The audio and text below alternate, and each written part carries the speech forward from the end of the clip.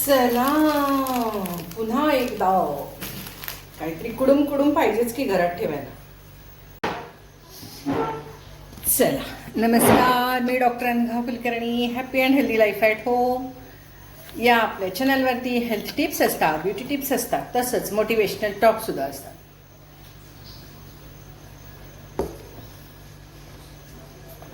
पाणी प्यायलं की कसं बरं वाटतं.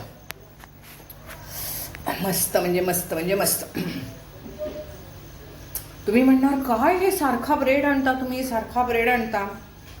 काय होतं माहिती का, जरा वय झाल्यावर माणसाला ना सारखं खावंसं वाटायला लागतं. घरात राहतो ना आपण, जोपर्यंत आपण कामाच्या ठिकाणी असतो की नाही तोवर कामात आपलं लक्ष असतं. पण जरा रिटायरमेंट नंतर घरात माणूस असतो आणि मग उठसूट काहीतरी आपलं पाहिजे ना, एकतर मोबाईल सारखा आणि मग ते पचेल असं खायला पाहिजे. म्हणून मग मी घरामध्ये नेहमी चुरमुरे आणि शेंगदाणे, कच्चे सुद्धा शेंगदाणे मस्त लागतात आणि असा ब्रेड आणून ठेवत असते. आणि तुम्हाला माहिती आहे, ब्रेडची भाजी, ब्रेडचं सँडविच किंवा घरात लोणी असतं, आपलं नुसतं लोणी लावायचं आणि खायचं. किती खाणार आहे म्हातारपणी माणूस एखादा स्लाइस, पण ते खावंसं वाटतं बरं का, मग ते खायचं. मग उगाच काहीतरी तळलेलं वगैरे खाण्यापेक्षा हे खाल्लेलं बरं. किती खाऊन खाऊन खाणार आहे माणूस. मग तुम्ही म्हणणार ब्रेड, मैदा वगैरे वगैरे, बरोबर आहे. पण काय असतं माहिती आहे का, की आपण ह्या सर्व गोष्टी किती खातो यालाही महत्त्व आहे आणि कशा खातो. समजा त्या ब्रेडवर ढीगभर चीज आणि पनीर आणि याव आणि त्याव ढीगभर किसून घालून काय काय काय काय खाल्ला तुम्ही. बघा कोणाला दाखवते बघा, महाराज घरात आले बघा.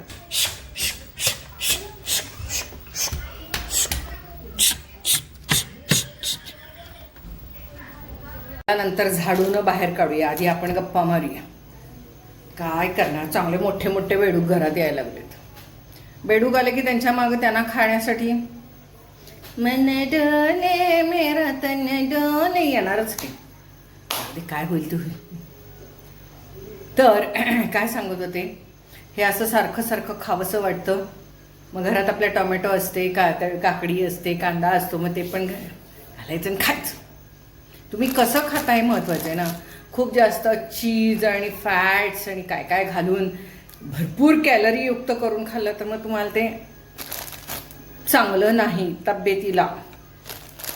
तर मुद्दाम तुम्हाला हे सांगण्यासाठी आत्ता मी व्हिडिओ केलेला आहे की पावसाळ्याचे दिवस आहेत सगळीकडे.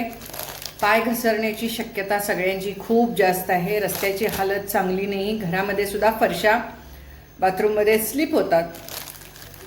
तर खास मुद्दाम सांगते, जरी असं काही झालं तरी जेव्हा तुमची कंबर दुखेल किंवा फार मोठा मेजर प्रॉब्लेम आला तरच त्याचा विचार करा. पण जर का फार मेजर प्रॉब्लेम नसेल तर एखादा दिवस बेडरेस्ट घ्यायची आणि त्यानंतर घरातल्या घरात का होईना हालचाल करायची. सांध्यांची, शरीराची हालचाल झाली पाहिजे. जर स्नायूंची हालचाल थांबली आपल्या या वयामध्ये तर दुखणं वाढतं. तर आपल्याला माहिती आहे, एखादी गोष्ट समजा वापरामध्ये नसली तर काय होतं, ती सुकत सुकत जाते ना. तसंच आहे हे. त्यामुळे सुरुवातीलाच काळजी घ्या. चपला चांगल्या आणा, नवीन आणा. कारण की चपल्यांचा तळ जर का तुमचा झिजलेला असेल वापरून वापरून तर मग त्या चपला घसरतात. त्यामुळे नवीन चपलाच पाहिजेत. दर पावसाळ्यामध्ये नवीन चपला घ्यायच्या, त्याचा तळ चांगला असतो. मी तर क्रॉक्सच वापरते, तुम्हाला माहिती आहे. मला अगदी केदारनाथला वगैरे सुद्धा ते फार चांगलं झालं. क्रॉक्स, सॉक्स नाही, क्रॉक्स लहान मुलं वापरतात ते. तर समजा काही कारणामुळे तुमची कंबर दुखायला लागली, मी तुम्हाला नेहमी म्हणत असते, कंबर दुखायला लागली, पाठ दुखायला लागला, हात दुखायला लागला, जॉईंट दुखायला लागला एखादा, तर सरळ सरळ एक काम करायचं, भरपूर म्हणजे भरपूर खोबरेल तेल लावायचं, जमलं तर चोळायचं. चोळायचं म्हणजे जोरात चोळायचं नाही, आपल्याला सहन होईल असं चोळायचं. त्यानंच तुम्हाला बरं वाटतं. आणि घरातल्या घरात हालचाल करायची. बेडरेस्ट घेऊ नका. अगदीच तुम्हाला मेजर काही प्रॉब्लेम असेल तरच बेडरेस्ट घ्या. जेवढं तुम्ही घरातल्या घरात हालचाल कराल, जेवढी त्या स्नायूची कमरेची हालचाल कराल, हालचाल ठेवाल, तेवढं ते दुखणं कमी होतं. काहीतरी आपण ह्या वयामध्ये काहीतरी आपण उचली करायला जातो. आपल्याला काही 60च्या वयामध्ये आपण फारसे जिम वगैरे काही करत नाही बरं का. त्याच्या आधी आपल्याला ती सगळी आवड असते. 60 नंतर फारसं जिमला वगैरे जाणं हे फार क्वचित, म्हणजे 2%च बायका जात असतील. बाकीच्या शक्यतो जिमला काही जात नाहीत. त्यामुळे घरची कामं करणे, घरातल्या घरात फक्त स्टूल वगैरे वगैरे चढायला जाऊ नका. कारण आपल्याला हल्ली चक्कर वगैरे येत असते. कधी येईल चक्कर सांगता येत नाही. त्यामुळे स्टूलवर वगैरे चढताना घरात कोणीतरी पाहिजे, कोणीतरी धरायला पाहिजे. आणि स्टूलवर चढताना विचार करून चढा. पण कसं असतं, आपल्याही घरात हल्ली कोणी नसतो. वरचा डबा काढून द्या, हे करा ते करा. त्यावेळेला असं वाटतं पटकन आपणच चढूया. नेहमी तर चढतो, पण तसं ती चूक करू नका. दुर्घटना कधीही घडू शकते. त्यामुळे घरात कोणीतरी असताना, आपल्याला धरायला कोणीतरी असताना त्यावेळेस वरती चढायचं. स्टूलवर वगैरे, खुर्चीवर वगैरे बेतानं चढायचं. आणि सोबत कोणीतरी ती खुर्ची किंवा हे धरायला पाहिजे. काही गोष्टी लक्षात ठेवा. 60 नंतर ह्या गोष्टी आपण जाणून बुजून लक्षात ठेवल्या पाहिजे.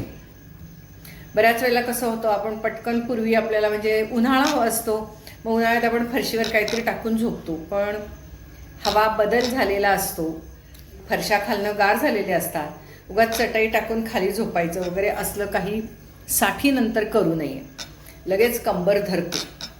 आणि म्हणून मी तुम्हाला सांगितलं की कंबर धरणे, कंबर आखडणे, अशा वेळेला काय करायचं तर, आणि समजा तुम्हाला जास्त काही त्रास व्हायला लागला तर मग खोबरेल तेलावर कमी झालं नाही तर मग लुकमाने हयात तेल म्हणून मिळतं. ही तेलं खूप चांगली आहेत बरं का, बाजारामध्ये मिळतात. खूप चांगली तेलं आहेत ही. आणि चांगली तिळाच्या तेलामध्ये ती काहीतरी औषधं घालून तयार केलेली आहेत. चांगली भरपूर घ्यायची आणि चोळायचं. समजा इथे दुखतं हे चोळायचं, इथं दुखतं हे चोळायचं, इथं दुखतं हे चोळायचं. मान दुखतीये मान चोळायचं. मग खूप जणांची तक्रार असते, आमची मान दुखते, आमची मान दुखते, मान दुखते. पट्टा घालावा लागतो. घ्या, लावा असं जिरवायचं त्याच्यात ते तेल. 1-2 दिवस चिरतं, 3ऱ्या दिवसापासून तेलच जिरत नाही. मग दर 2 दिवसाआड लावायचं किंवा थोडंसं लावायचं. पण हे तेल जिरवून जिरवून जिरवून जिरवून ते दुखणं कमी करायचं. पण विश्रांती, त्या स्नायूचा, त्या पार्टचा पूर्णपणे वापर कमी करायचा, हे करू नका 60 नंतर.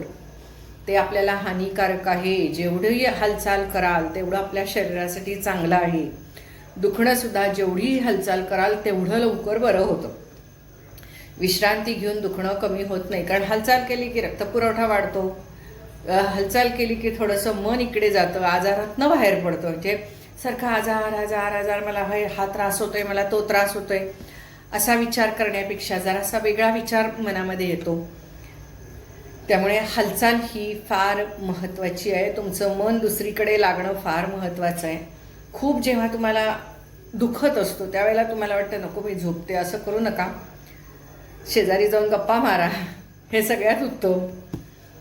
मग तुम्ही म्हणणार आमच्याकडे शेजारी गप्पा मारायला कोण नाही आहेत. मग आता काय करायचं? शेजारी गप्पा मारायला नसेल तर सरळ आपलं रिक्षा करायची, बाहेर एक भाजीला जाऊन यायचं. स्पष्ट तुम्हाला सांगते, आपलं मन इतकंच बदल होतो ना आपल्या त्या वातावरणामध्ये. आणि जेव्हा तुम्ही 1 तासाभरांनी घरी आलेले असता त्यावेळेला तुमच्या लक्षात येतं की माझं दुखणं बिकणं काय दुखत नाही आहे मला, असं तुम्हाला वाटतं. का तर कोणतरी भेटलेलं असतं, वातावरण बदल असतो, काहीतरी नवीन दिसलेलं असतं, तुमच्या मनामध्ये वेगळी चित्र निर्माण झालेली असतात. त्यामुळे वेगळे विचार निर्माण झालेले असतात. त्याच विचारातनं तुम्ही बाहेर पडता, 4 लोकांशी तुम्ही बोलता. त्यामुळे जेव्हा तुम्हाला 60 नंतर तर मी तुम्हाला नेहमी सांगत असते की हे ऑनलाईन खरेदी, ऑनलाईन सगळं जे आहे त्यातनं बाहेर पडायचं. मुद्दाम घरातनं बाहेर पडायचं. आणि छोट्या छोट्या गोष्टी म्हणजे काही विकत आणायचं असेल, हे असेल, एकदम महिन्याचं सामान आणायचं नाही. जवळ दुकान असेल तर दर 2 दिवसाला काहीतरी जाऊन घेऊन यायचं. मग तुम्हाला वाटेल हे काहीतरी चांगलं दिसत नाही, नका दिसेना. पूर्वी आपल्याला सवय असते एकदम महिन्याचा किराणा वगैरे भरायचा, आता करू नका तसं. बिस्किटाचे पुडे रोज तुम्हाला 6 लागत असतील ह्याला महिन्याला, तर एकच आणायचा. साबणाचे पुडे, साबणाच्या वड्या 6 लागत असतील तर एकच आणायचं. त्यानिमित्ताने तुम्ही बाहेर जाता विकत आणण्यासाठी आणि तुमचं बोलणं होतं, गप्पा होतात, कोणीतरी भेटतं, नवनवीन माहिती मिळते, काहीतरी डोळ्याला नवनवीन गोष्टी दिसतात, वातावरणात बदल होतो, हवेत बदल होतो, विचारांमध्ये बदल होतो आणि आपल्या वयाला ते फार आवश्यक आहे. तेच घर करून आणि दुखणं वाढतं.